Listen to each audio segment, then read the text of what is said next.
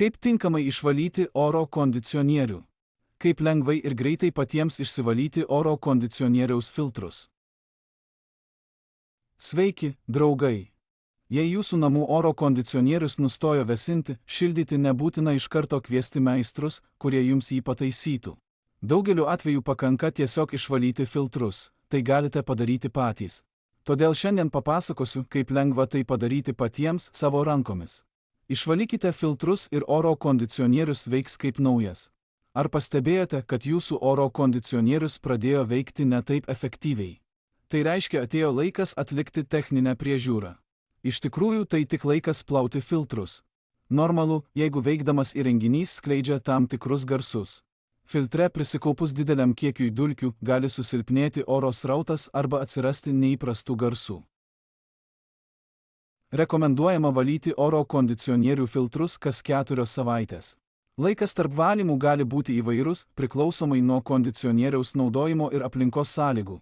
Jeigu oro kondicionierius naudojamas aplinkoje, kurioje gausu dulkių, filtras nuo dulkių gali užsikimšti dažniau.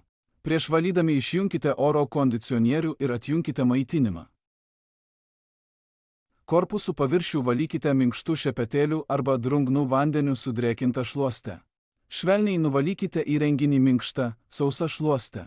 Naudokite šiltą vandenį iki 40 C plokštei nuplauti, jeigu įrenginys labai nešvarus. Vėliau atverkite priekinę plokštę. Atsargiai patraukite filtro svirtį į save. Išimkite filtrą ir nuplaukite dulkių filtrą vandeniu.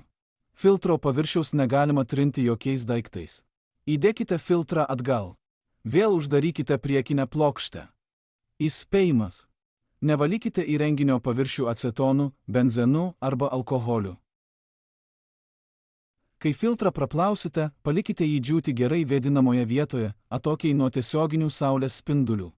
Įspėjimas. Kad filtras nesideformuotų, nepalikite jo džiūti prie tiesioginių saulės spindulių, nesausinkite filtrą ugnimi arba plaukų fenu.